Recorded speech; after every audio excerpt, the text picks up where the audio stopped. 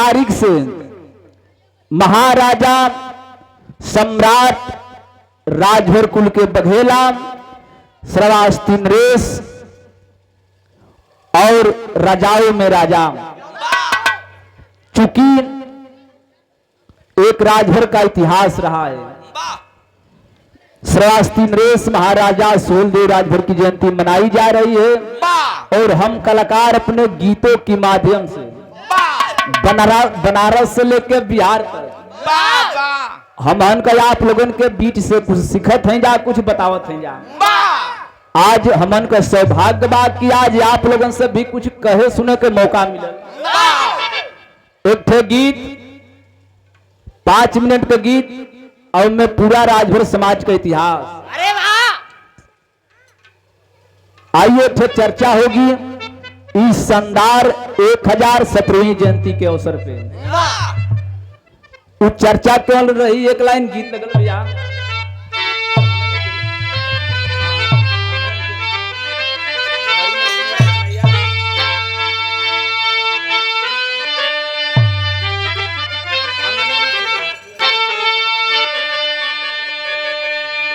अरे बारे बंधु भाई,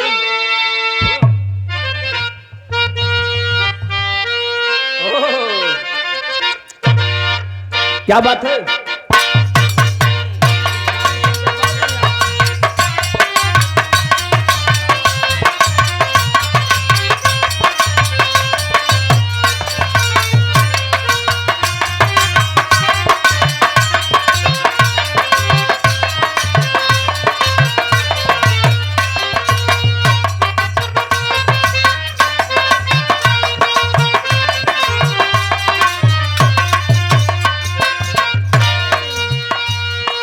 गीत तो पुरान बाम, लेकिन हम बताइला कि पुरान चीज में जितना आनंद बाम उतना कोनो चीज में आनंद न बाम। आजकल तो एक नई नई गीत चल गई और आप हमारे बड़के भैया लाडो म्यूजिक, आप रामाश्रय भैया बैठे हैं, आपका भी हार्दिक स्वागत अभिनंदन बंदन बाम। आप यूट्यूबर साथियों का भी तहे दिल से बधाई है। राम सरे भैया ये गीत बड़ी पुरान बा, लेकिन आज भी ये गीत में रस बा।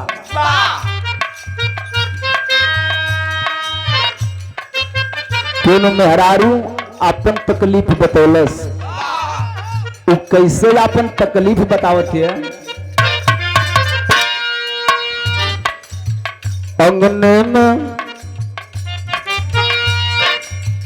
अंगने में परेले ओ सरिया,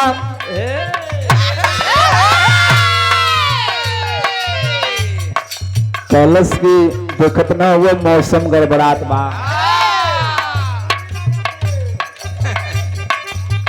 दुअरे परेले फुहरिया ओ सरिया में चलो बोलूं, ओ सरिया में चलो बोलूं।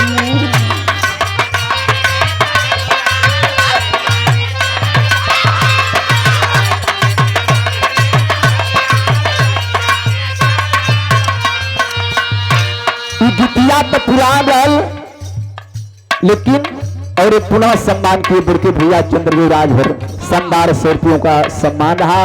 आप शानदार गायक है, माता रानी आपको कलाकारी में 4 चांद लावे। तो गीत रहल, लेकिन यही गीतिया का जब बेचन गुरु जी का जमाना रहल तो हम तो देखले न बाटी, लेकिन ये लोग बतावेला कि एक तरफ गीता त्यागी का मंच लगे और दूसरे तरफ बेचन गुरु जी का मंच लगे। तो बेचन गुरु जी कहे कि लहा दें का, तो सुनमैया जनते हुआ तो कहो कि लहा दो। तो बेचन गुरु जी गावे तो कहे कि हम डुप्लीकेट चरण स्पर्श बा, आशीर्वाद का कामना बा। तो गुरु जी गावे एक लाइन खाली बता देते हैं, कहे कि एक गीता देखब तो के लहावत है यो, तो लहावे का कहे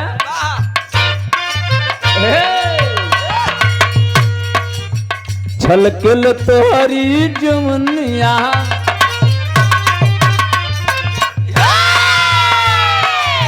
छलकल तोहरी जुमनिया ओरनिया समार बबुनी।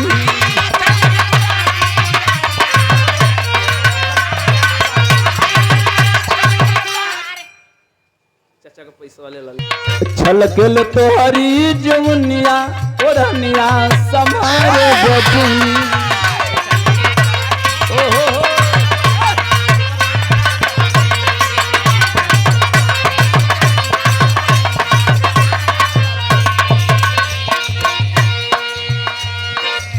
कहे कि छलकेल तोहरी जमुनिया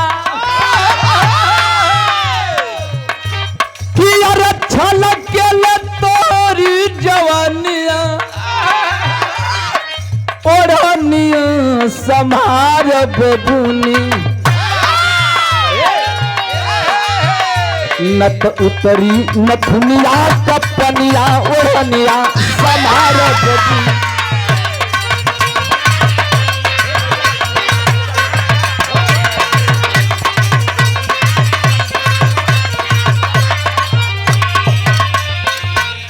लेकिन ये बिहार सुनने वाले साथियों, लोग बताते हैं कि जिस समाज को मिटाना है, जिस कौम को मिटाना है, उस कौम के इतिहास को मिटा दो, यह समाज अपने आप मिट जाएगा। ये राजभरों का इतिहास रहा है, उस इतिहास के विषय में कबीर ने बड़ी ऊंची लाइन लिखा। कैसा इतिहास कि राजभर राजा के कहानियां, राजा भरा राजा के कहानिया लेखनिया पुराण में मिलल बा।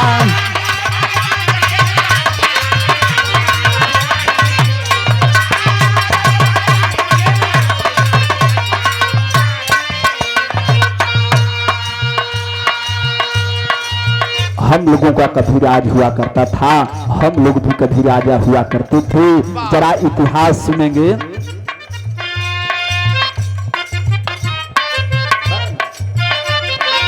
राजा बिहारी मल के चारी गो लालनवा,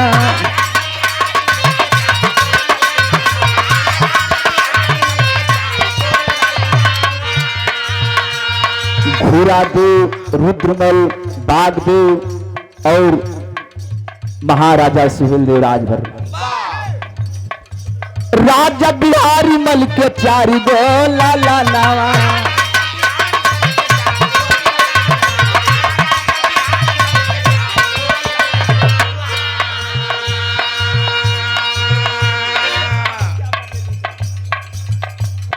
और आप पिताश्री बड़के भैया विजयी भैया के आप पिताश्री हैं, हमारे भी पिताश्री हुए।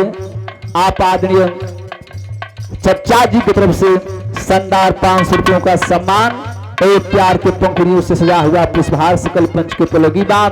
जय राजभर समाज, जय सुहेलदेव। एक एक लाइन में गौर करेंगे। राजा बिहारी मल के चारी गो लालनवा,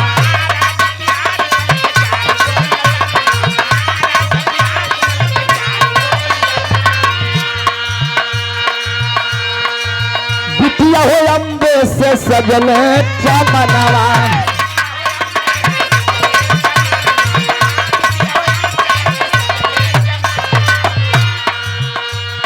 खुश खुश बीते जीवनिया कहानिया पुराण में मिलल बा।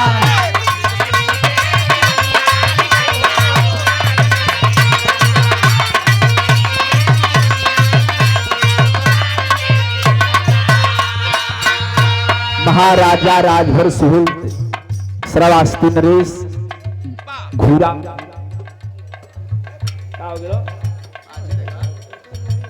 विजय मल के 4 ठे विधवा, 1 ठे बिटिया, बिटिया का नाम अम्बे बा। धीरे धीरे समय बीतत बा, हम ओके ले ले, हम देखत हैं महमूद दादा।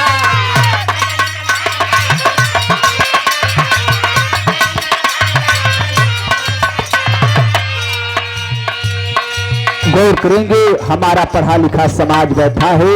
उस समय 585 राजा हुआ करते थे और उस 585 राजा में 165 राजा केवल राजभर जी थे और उसमें सबसे बलशाली और शब्द भेदी बाण चलाने वाला अगर कोई राजा था तो महाराजा सुहेलदेव हुए। लेकिन 1025 ईस्वी में जब मोहम्मद गजनवी भारत आया, वही मोहम्मद गजनवी एक बार नहीं बल्कि 17 बार लगातार भारत पर आक्रमण किया और सबसे ज्यादा धन लुटा कहा, सोमनाथ के मंदिर पर लगभग 20 लाख दिनार का रकम लूट कर अपने देश चला गया। और जब 1025 ईस्वी में सोमनाथ की मंदिर को लूटा, 1030 ईस्वी में मोहम्मद गजनवी की मृत्यु हो गई और उसके मृत्यु के बाद उसी का भांजा महमूद गाजी हमारे देश पे आक्रमण कर दिया। गजनी का भांजा हो महमूद गाजी,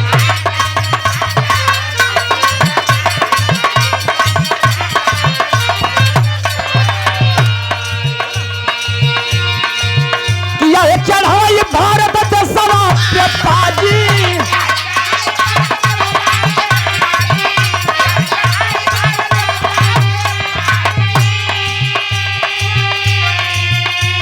किया चढ़ाई भारत देशवा पर ताजी। घूरा देव जहाँ तेरा जनवा लेखनिया में मिलल बा।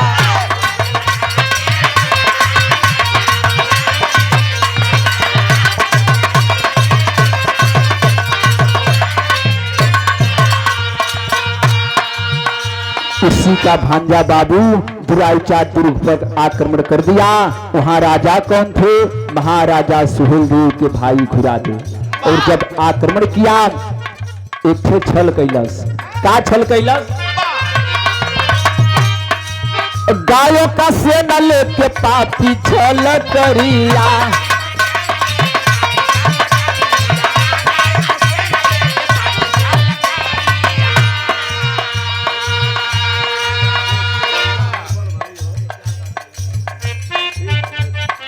और एक बड़के भैया बेचू भैया की तरफ से 200 रुपयों का सम्मान रहा और प्यार के पंखुड़ियों से सजा हुआ पुष्पहार। गायों का सेना लेके पापी छल करिया,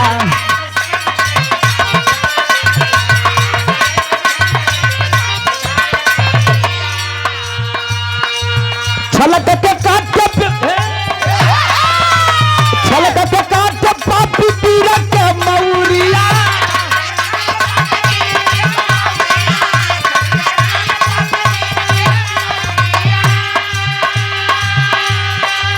छलक के काटे पापी पीर के मौरिया। सुन ले सुहेलदेव खबरिया लेखनिया पुराण में मिलल।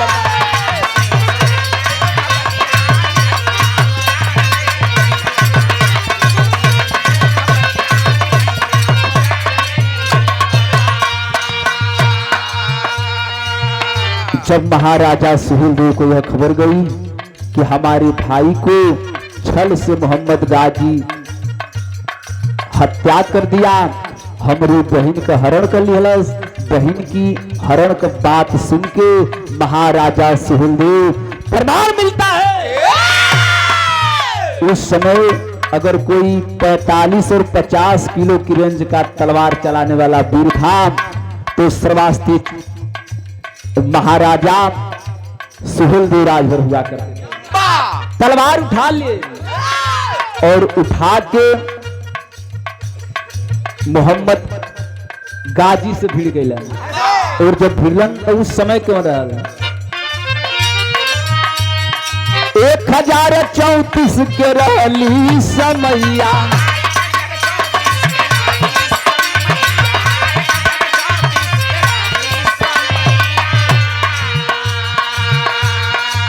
उल्टा नदी के तीर मार गईले भैया,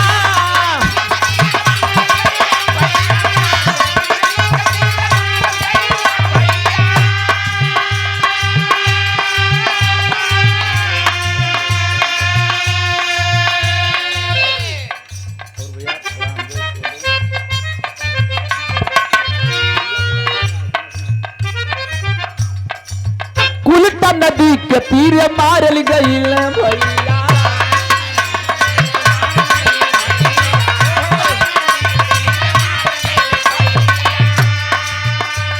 रखल राजा हिंदू के पगड़िया लेखनिया पुराण में मिलल।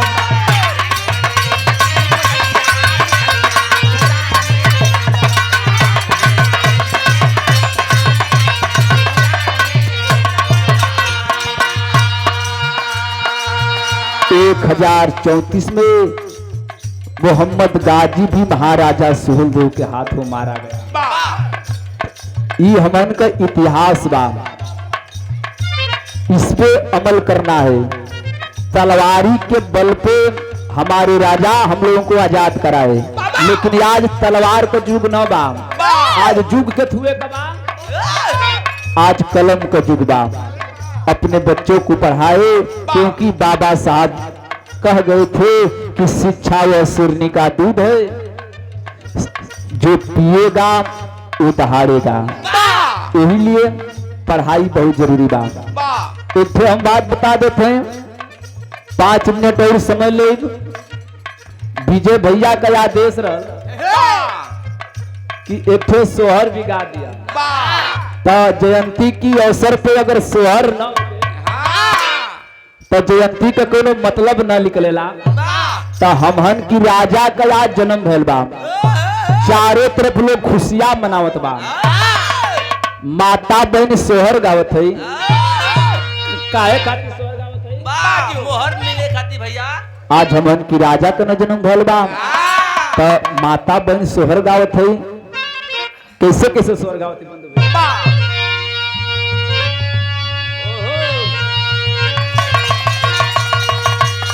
सोहर का लाइन ए रनिया तोरो तजन में होरी लावा मलिया उठे सोहर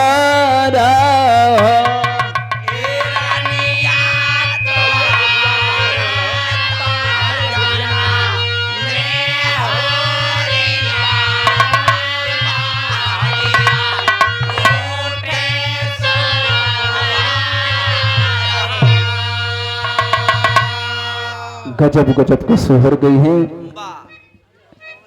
जहां जहां जीबा वो जिला का अलग अलग लोग सोहर गावेला। अनंजय भैया, तो आज हमन की राजा का न जन्म भैला, और माता बहन सोहर गावत है का कि 4 सखी आगे 4 पीछवा तबीचा वाज सोता मैया हो।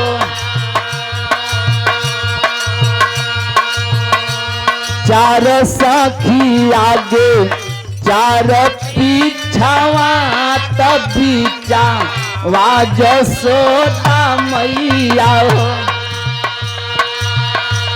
ए ललना फूल लोड़े जाली ओही बगिया मनवती एक मांग लियो। ए ललना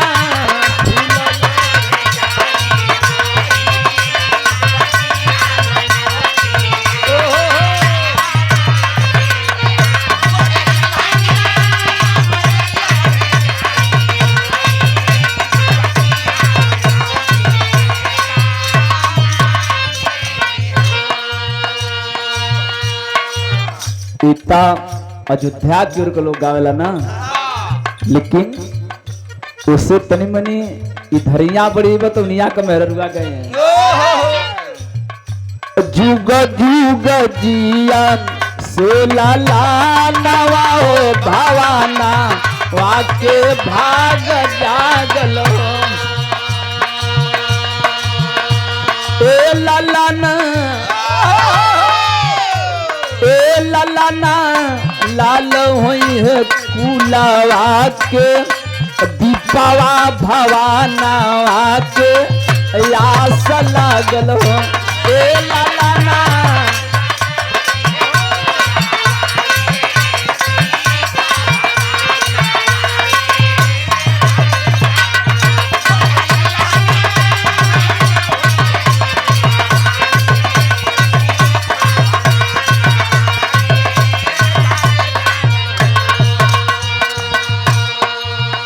में कोई पूछ दे ई कार्य नौनिया लइकवा के करी में पड़ल अरे अरे नेक मिलल की ना बे तो उ लोग बताई का अखिया तब बाटे जैसे बाबू कनकिया जैसे माई को लोग बताई कि अखिया जो लइकवा का बाप अपने बाबू के पोले बा लेकिन एक चीज हुईया गड़बड़ बा मम्मा का पौले है नकिया जवन बा ओकरी माई में गइलिया नकिया तनी मनी टेढ़ा तो बतावत के का अखिया तब बाटे जैसे माई कनकिया जैसे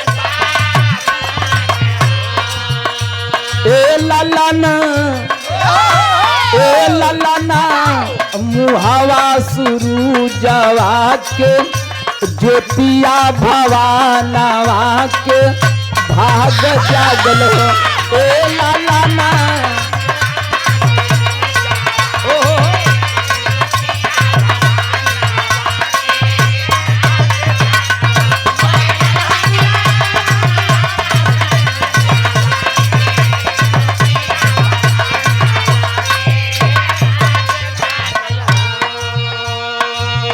हमें गीतिया के गावत काहे बदे बाटे एकर बहुत बड़ा मतलब बा ई दू लाइन रात भर की बिरहा का परता दे दे माता बहन सवाल करत हई आज हमहन की महाराजा सुहेलदेव राजभर का जन्म न भइला ता अपने में सवाल जवाब करत हई का कहावा जन्म ले सुहल देवजी तकावा सुख देवजन में हो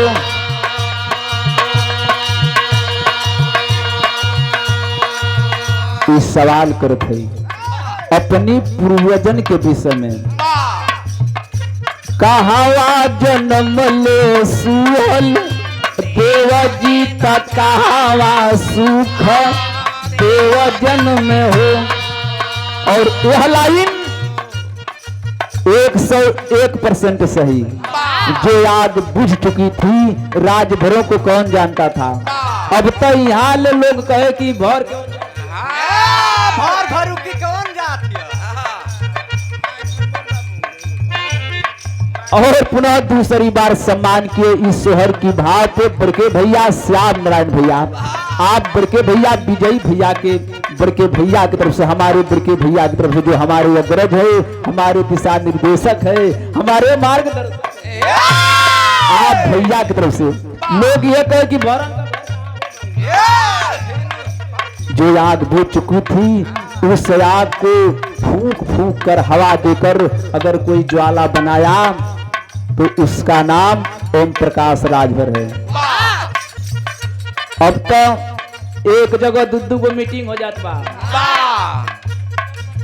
तौलल जाता ना हमारी समाज के लोग खुद कंफ्यूज हुआ कि जाई कहाँ लेकिन जो वास्तविकता है जो रियल है राजभर को अगर कोई जगाया तो माननीय ओम प्रकाश राजभर जी जगाए यही लिए एक लाइन बड़ी जोड़ बा कहवा जन्म ले सुहल देवा जी कहवा सुख देव जी जन्म ए लालाना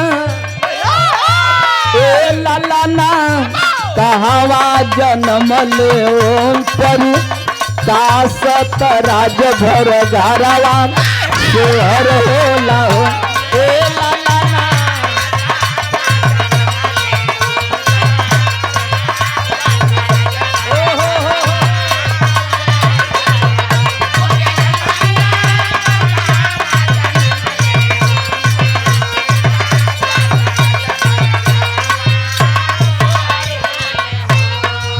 क्वालिटी का कोनो मतलब न बा क्वालिटी होना चाहिए राजभर समाज के लिए जो किया उसका यश गाया जाएगा।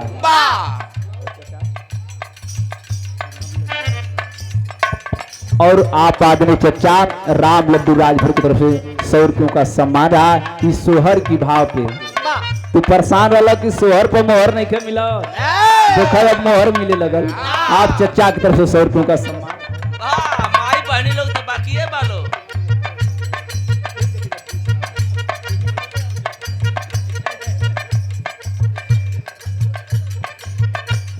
और बड़के भैया प्रमोद भैया पुनः दूसरी बार सम्मान नेहा वस्त्रालय अकबर। आप भैया के दूसरी बार सम्मान डाला तो जे अपनी समाज के लिए कुछ करी ओकर इतिहास सम्मान गावल जाई। क्यों कि कलाकार और पत्रकार जो देखता है वो निसंकोच बोलता है। तो एकर उत्तर सुन लो लोग। माता बोले कर जवाब देते है का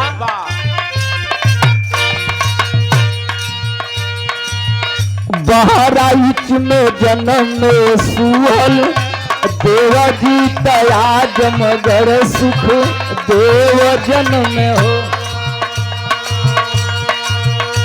ए ललाना ए ललाना ए ललाना बनारस में जन्म में पर कासत राज भर घरवा जोहर होला हो। ए ललाना ओम पर कासत राज भर घरवा।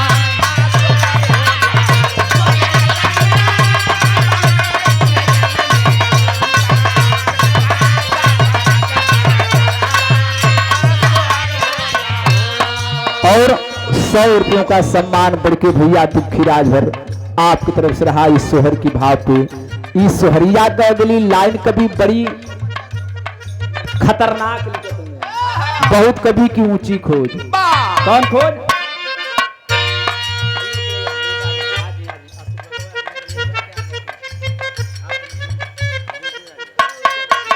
और बड़के भैया बेटी भैया इस सोहर के भाव पे 50 रुपयों का सम्मान किए। वह लाइन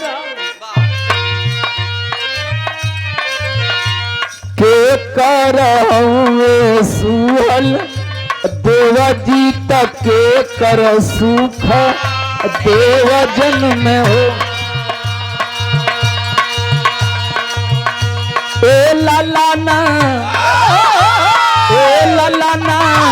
के कर ओम पर कासत राज भर घरवा जोहर होला हो।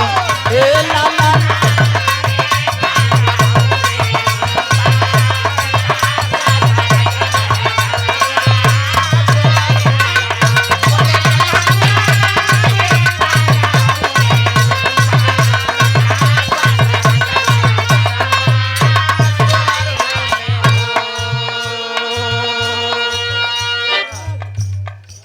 और आप चचा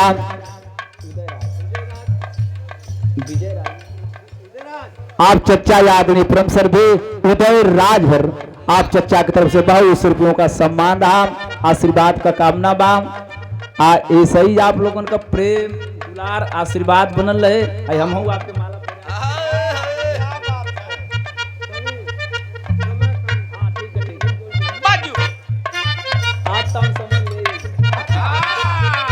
काहे कि सोहर का मांग बैला तो तनी समय लगी बर्दाश्त करें आप लोग। यही के हम खोजत रहे एक बाबू की तरफ से राम। सोहर की अगली लाइन में बड़ी ऊंची बात लिखल है। ए पर गौर करिए लोग। यही लाइन खातिर विजय भैया हमसे फोन करके कहले भी रहलन कि भैया ये लाइन जरूर गया। वो लाइन केवन बा आप लोग 2 मिनट और समय दाम। वो लाइन के बात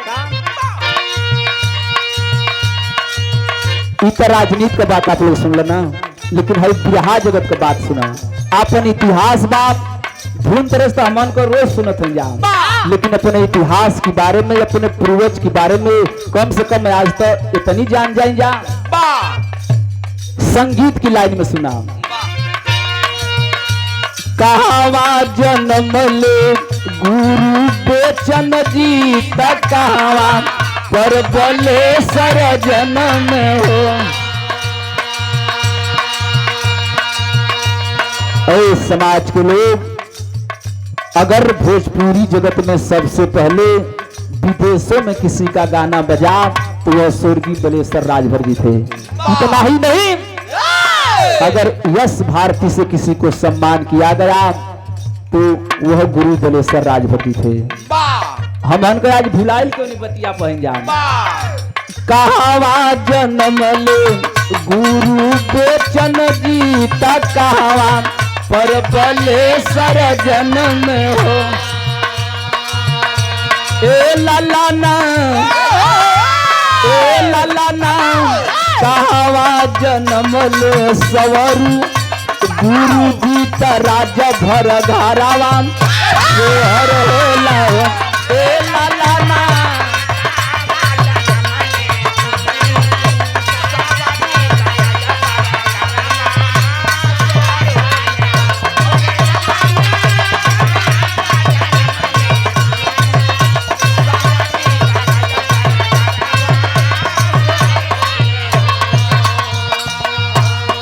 जे भैया जानत होई कोनो बात नहीं के, जे ना जानत होई तू जान जा। बारे मऊ जिला की धरती, मऊ में जन्म गुरु बेचन जी तो मऊए में बलेश्वर जन्म हो। यह मऊ जिला की धरती है जो रत्न गर्भा है, ऐसे ऐसे रत्नों को पैदा की है। मैं उस मऊ जिला की धरती को नमन करता हूँ। हमारी घरवा से 5 किलोमीटर चलबा स्वर्गीय बलेश्वर गुरु जी का घर बा। परिचय बतौले के जरूरी न बा, रही रही कहता तो लोग ये कहे कि बलेश्वर गुरु जी का गण में 5 से 8 किलोमीटर लगभग हुई। आप 1985 में जब आजमगढ़ का बंटवारा हुआ, नया जिला मऊ बना, तो स्वर्गीय बेचन गुरु जी का भी मऊ में जन्म भैल। मऊ में जन्म गुरु बेचन जी तो मऊ में बलेश्वर।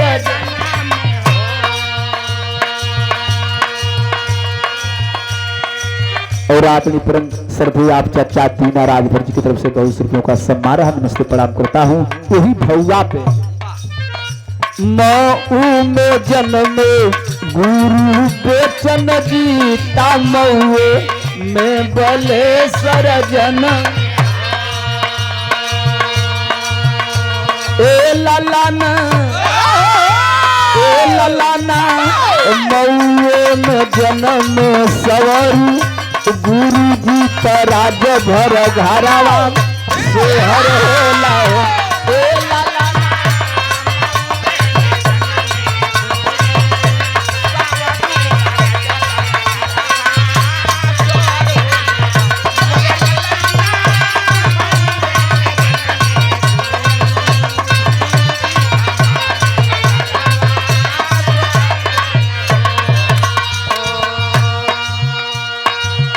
सोहर का भाव है इतना माता बेल गाँव थी, लेकिन द्वारवा पत बोले पवरिया लोग आज हैं।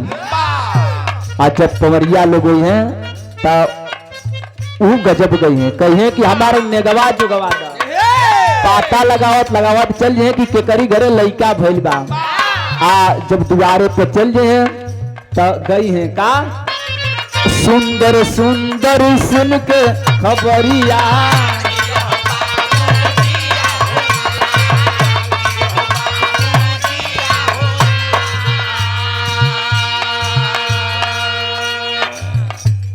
और सम्मान आया है आदरणीय परम श्रद्धेय सुनील प्रधान जी चैनपुर के धरती से। आप परम श्रद्धेय आदरणीय प्रधान जी की तरफ से शानदार 500 रुपयों का सम्मान रहा, आशीर्वाद रहा, सकल पंच के तो लगी बात तो उगई है। हमारी टीमियों में कुछ लोग हुआ कि गाड़ी चलावल छोड़ के लगल कि पीछे पीछे चल तो लोग गई है सुंदर सुंदर सुन के खबरिया।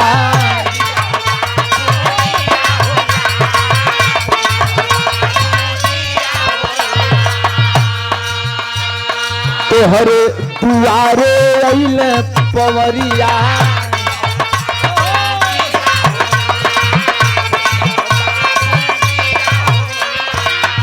भाभी जइयो देबुना भाभी जइयो देबुना अपन कनवा के हो झुमकिया भाभी जइयो देबुना अपन कनवा के हो झुमकिया भाभी जइयो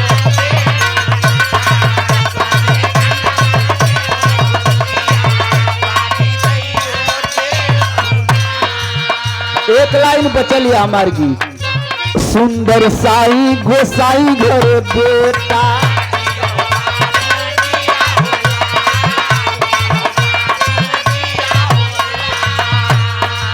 मांगे थाली लिया लोटा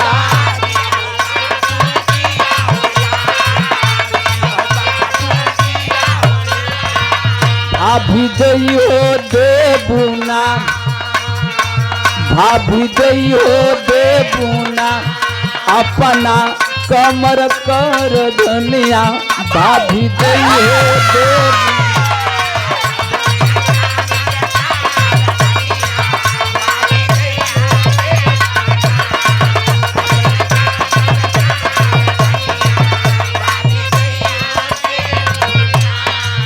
सुंदर सुंदर सुन के खबरिया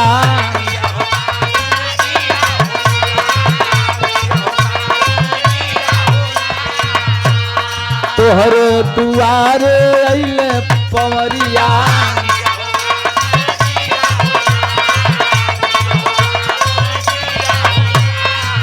भैया जइयो देवाना भैया जइयो देवाना अपन अंगुरी कहो मुनरिया भैया जइयो देवाना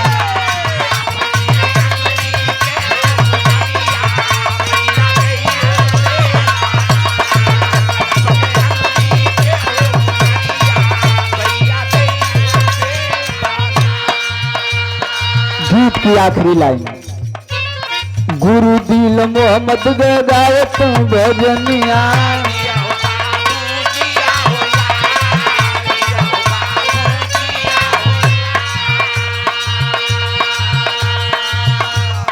गाया लाल कबल गाया लाल जगलू भैल पुरनिया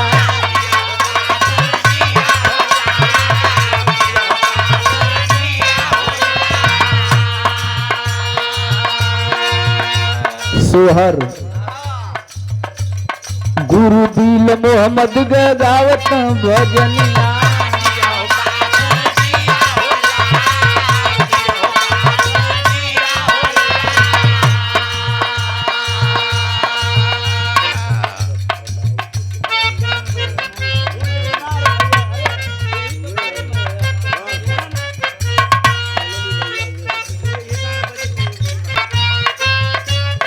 गुरु दिल मोहम्मद गावत भजनिया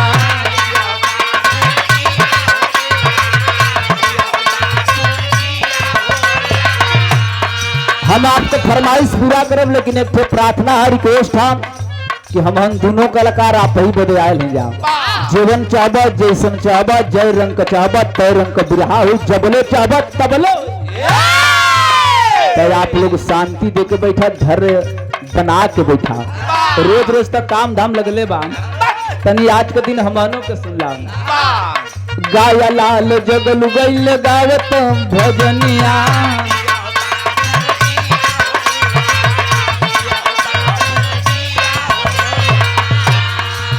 जंगली गावत बाटे नाम जंगली गावत बाटे नाम राजभर कुल के हो सोहरिया जंगली गावत बाटे नाम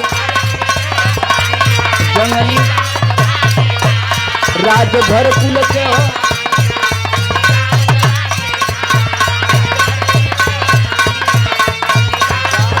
बाटे